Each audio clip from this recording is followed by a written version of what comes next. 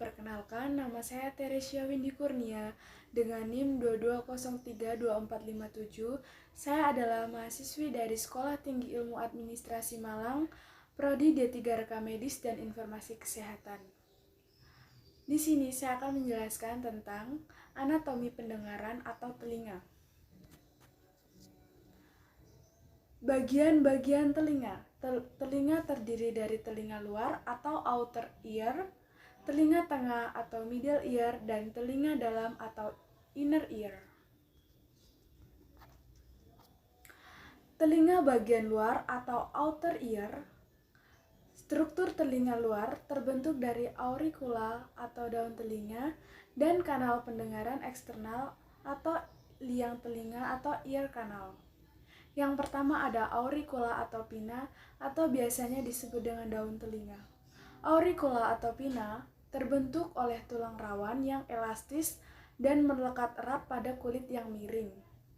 Auricula atau pinna memiliki bentuk yang khas sehingga mendukung fungsinya untuk menangkap, mengumpulkan, dan menyalurkan bunyi ke liang telinga.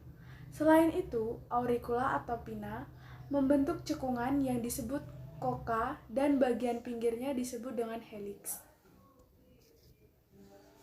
Yang kedua ada external acoustic meatus atau ear canal atau liang telinga.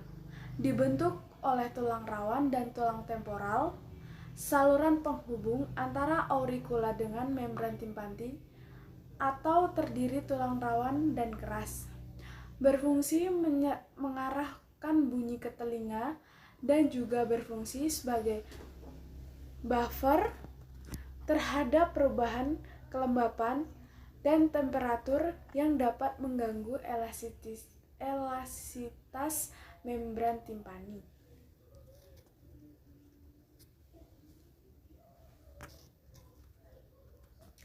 Yang kedua ada telinga bagian tengah atau middle ear. Struktur telinga bagian tengah terdiri dari 4 bagian. Yang pertama ada gendang telinga atau membran timpani. Yang kedua ada tulang-tulang pendengaran. Yang ketiga ada cavum atau cavity atau rongga timpani. Dan yang keempat ada tuba eustachius. Yang pertama gendang telinga atau membran telinga. Terdiri dari jaringan fibrosa elastis, berbentuk bundar dan cekung dari luar. Gendang telinga dibagi menjadi 4 kuadran, yaitu atas, depan, atas belakang, bawah depan, dan bawah belakang. Berfungsi menerima getaran suara dan meneruskannya pada tulang pendengaran, dan juga berfungsi mengubah bunyi menjadi getaran. Yang kedua, tulang-tulang pendengaran. Terdiri dari malleus, incus, stapes. Rangkaian ketiga tulang tersebut berfungsi mengantarkan getaran ke telinga bagian dalam. Yang ketiga ada cavum atau cavity timpani, merupakan rongga atau ruangan yang berhubungan dengan tulang mastoid, sehingga bila terjadi infeksi pada telinga tengah, dapat menjalar menjadi mastoiditis. Yang keempat ada tuba eustachius, berfungsi menjaga keseimbangan tekanan udara dari luar tubuh dan udara dalam telinga tengah. Dan yang terakhir ada telinga bagian dalam atau inner ear.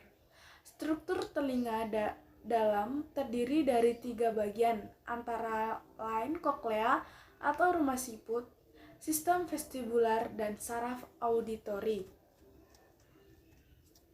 Yang pertama, koklea atau rumah siput. Koklea berisi cairan dan sel-sel rambut yang sangat peka. Struktur yang berupa rambut halus ini bergetar ketika dirangsang oleh getaran bunyi. Yang kedua ada sistem vestibular. Sistem vestibular ini berisi sel yang mengendalikan keseimbangan. Dan yang ketiga saraf auditori. Saraf auditori berfungsi menghubungkan koklea atau rumah siput ke otak. Filosofi telinga.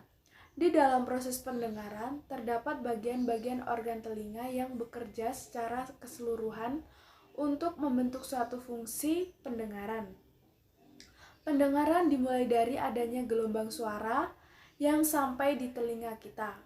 Gelombang suara tersebut ditangkap oleh daun telinga yang kemudian melalui proses pendengaran oleh indera pendengaran sampailah kepada suara yang kita dengar. Cara kerja telinga. Gelombang suara ditangkap oleh daun telinga, masuk melalui liang telinga luar menuju membran timpani atau telinga tengah. Gelombang suara diubah menjadi getaran oleh membran timpani. Getaran diteruskan ke tulang-tulang pendengaran. Getaran dari tulang-tulang pendengaran diteruskan ke rumah siput atau telinga dalam.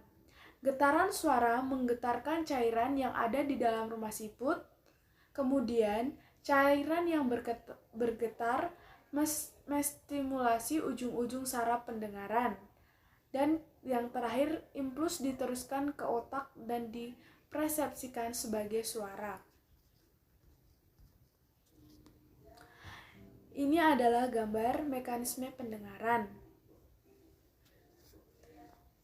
Dan ini cara kerja telinga seperti yang saya sudah jelaskan tadi. Sekian dan terima kasih.